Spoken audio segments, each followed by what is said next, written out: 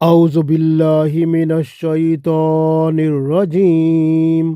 بسم الله الرحمن الرحيم. إن الذين كفروا وصدوا عن سبيل الله قد ضلوا ضلالا بعيدا. إن الذين كفروا وظلموا لم يكن الله ليغفر لهم ولا ليهديهم طريقا إلا طريق جهنم خالدين فيها أبدا وكان ذلك على الله يسيرا۔ عزیز دوستو، السلام علیکم ورحمۃ اللہ وبرکاتہ۔ سورہ نساء آیت نمبر 167، 168 اور 159 تلاوت کی ہے۔ ان آیات میں اللہ تعالیٰ نے ان یہودیوں کا ذکر فرمایا ہے جو رسول اللہ صلی اللہ علیہ وآلہ وسلم کو نہیں مانتے تھے اور جنہوں نے آپ صلی اللہ علیہ وسلم کی صفات کو چھپا لیا تھا جو ان کی کتاب میں موجود تھیں۔ یعنی جن لوگوں نے، یہ وہ لوگ تھے جنہوں نے اللہ کی آیات کا انکار کیا، تو اللہ تعالیٰ نے ان کو کافر قرار دے دیا۔ تو اللہ تعالیٰ نے فرمایا اللہ تعالیٰ انہیں گمراہی میں ڈال دے گا اور وہ گمراہی میں بہت دور نکل جائیں گے، یعنی حق پر نہیں آئیں گے۔ اب نہ اللہ ان کے گناہ معاف کرے گا، نہ ان کو راہ ہدایت دے گا، بلکہ انہیں راہ جہنم دکھائے گا اور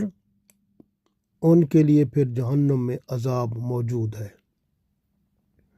پڑھتے ہیں، ارشاد باری تعالیٰ ہے، ان الذین، بے شک وہ لوگ، کفروا، جو کافر ہو گئے، یعنی جنہوں نے انکار کیا، وصدوا، اور روکا، عن سبیل اللہ، اللہ کے راستے سے، قد ڈلو، یقیناً وہ گمراہ ہو گئے، دلالن، گمراہ،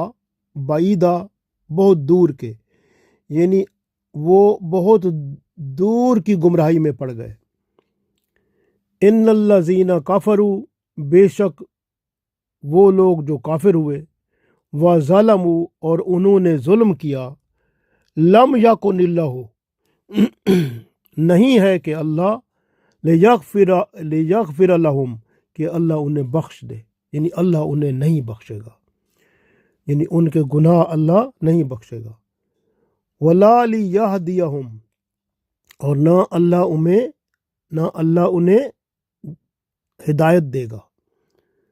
طریقہ یعنی راستہ، نہ اللہ انہیں ہدایت کا راستہ دکھائے گا اور نہ ان کی بخشش کرے گا۔ اگلی آیت میں، الا طریقہ جہنم، بلکہ انہیں دکھائے گا راستہ جہنم کا، خالدین فیہا، جس میں وہ رہیں گے ابداً، ہمیشہ، وکان ذالک، اور یہ ہے اللہ پر، یسیرا، آسان، اور یہ اللہ پر آسان ہے۔ تو اللہ تعالیٰ نے ان 3 آیات میں ارشاد فرمایا، ان الذین کفروا وصدوا عن سبیل اللہ قد ضلوا ضلالا بعیدا، بے شک وہ لوگ جنہوں نے اللہ کی آیات کا انکار کیا اور اللہ کی راہ سے روکا، یقیناً وہ بہت بڑی گمراہی میں پڑ گئے۔ اگلی آیت میں ارشاد فرمایا، ان الذین کفروا وظلموا لم یکن اللہ لیغفر لہم ولا لیہدیہم طریقا، بے شک جن لوگوں نے انکار کیا، کفر کیا اور ظلم کرتے رہے، اللہ نہ ان کے گناہ بخشے گا اور نہ ان کو ہدایت کی راہ دکھائے گا۔ اور تیسری آیت میں ارشاد ہوا، الا طریقہ جہنم خالدین فیہا ابدا وکان ذالک علی اللہ یسیرا، بلکہ انہیں اللہ تعالیٰ جہنم کا راستہ دکھائے گا جہاں وہ ہمیشہ رہیں گے، اور ایسا کرنا اللہ کے لیے بہت آسان ہے۔ غور کریں، یہودیوں نے رسول اللہ صلی اللہ علیہ وآلہ وسلم کی نبوت کا انکار کیا، آپ صلی اللہ علیہ وسلم کی صفات چھپا کر لوگوں کے دلوں میں شکوک و شبہات ڈال دیے۔ اس طرح سے انہوں نے لوگوں کو راہ الہی سے روکا۔ اس طرح اللہ تعالیٰ نے ان کو صراط مستقیم سے دور کر کے گمراہ کر دیا، یعنی گمراہی میں پڑ گئے، کیونکہ انہوں نے لوگوں کو گمراہ کرنے میں کوئی کسر نہ اٹھا رکھی تھی، اس لیے اب وہ خود ہی گمراہ ہو گئے۔ اب ساری عمر وہ راہ راست پر نہیں آئیں گے، کیونکہ انہوں نے آپ صلی اللہ علیہ وسلم کی نبوت کا انکار کر کے اور صفات رسول صلی اللہ علیہ وسلم کو چھپا کر اپنے اوپر ظلم کیا۔ اب ان کی بخشش بھی نہیں ہوگی، یعنی ان کی بخشش کی اب کوئی صورت باقی نہیں۔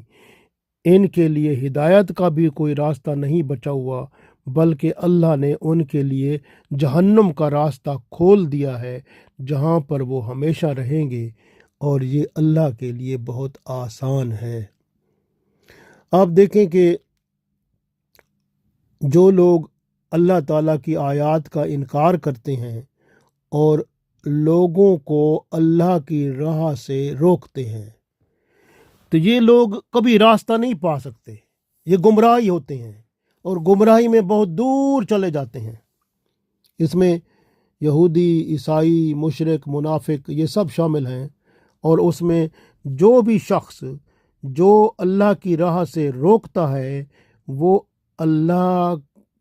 کی سزا پاتا ہے کہ وہ خود گمراہی کی دلدل میں پھنس جاتا ہے۔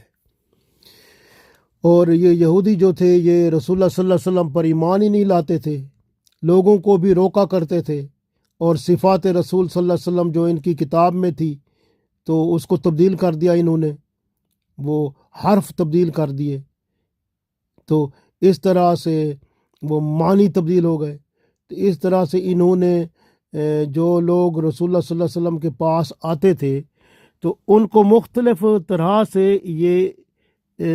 اسلام سے روکتے تھے۔ جس طرح قبلہ تبدیل ہوا تو انہوں نے کہا دیکھیں آج ان کا قبلہ تبدیل ہو گیا ہے، کل کو ان کا دین بھی تبدیل ہو جائے گا، یہ تو ہمارا دین سچا ہے، ہمارے دین میں آ جائیں گے، تو اس لیے آپ ہمارے دین میں آ جاؤ، ادھر نہ جاؤ۔ اس طرح لوگوں کو مختلف طریقے سے یہ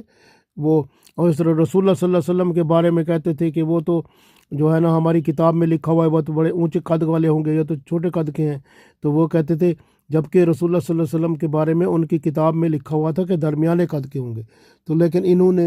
لیکن لوگوں اس طرح سے انہوں نے اپنی کتاب میں جو رسول اللہ صلی اللہ علیہ وسلم کے بارے میں انفارمیشن تھی، جو معلومات تھی، وہ انہوں نے تبدیل کی، اور انہوں نے لوگوں کو کہا دیکھو یہ وہ رسول نہیں ہے، وہ رسول تو آنے تھے بنی اسرائیل سے، یعقوب علیہ السلام کی اولاد سے، یہ تو بنی اسماعیل سے آ گئے ہیں، یہ ہمارے نبی نہیں ہیں، ہمارے رسول آخری رسول یہ نہیں ہے۔ اس طرح سے لوگوں کو خراب کرتے تھے، اور یہ کہتے تھے کہ یہ دیکھیں کہ ہم تو جو ہیں وہ تو انہوں نے ہمارے بنی اسرائیل سے آنا تھا، کیونکہ بنی اسرائیل والے بڑے نالج والے، علم والے ہیں، یہ تو امی ہیں، اور یہ تو اس طرح کے یعنی اس طرح کی باتیں کرتے تھے کہ ان کا خاندان یا ان کا جو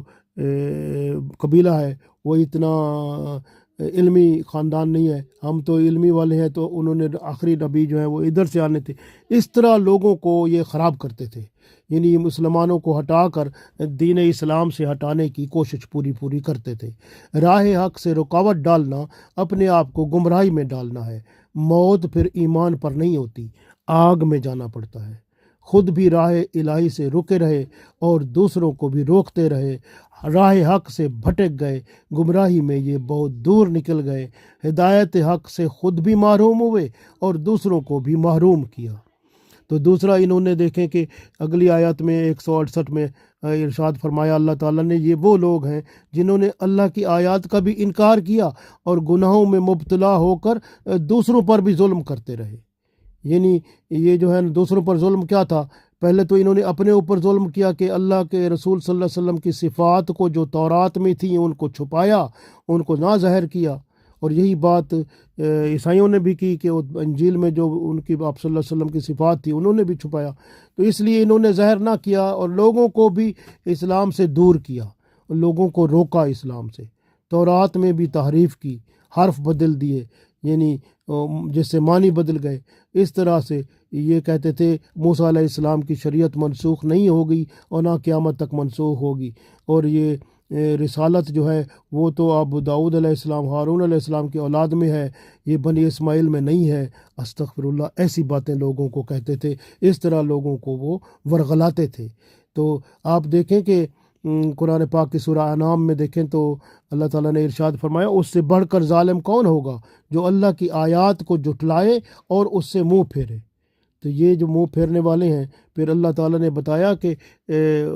لم یکن اللہ لیغفر لہم، اللہ نہ ان کی بخشش کرے گا، نہ ان کے گناہ معاف کرے گا، ولا لیہدیہم طریقہ، اور ان کو جو ہے وہ ہدایت کی راستہ، ہدایت کی راہ نہیں دکھائے گا، بلکہ یہ جو ہے ان کو جہنم کا راستہ دکھائے گا، کیونکہ یہ صراط مستقیم پر آنے والے تو نہیں ہیں۔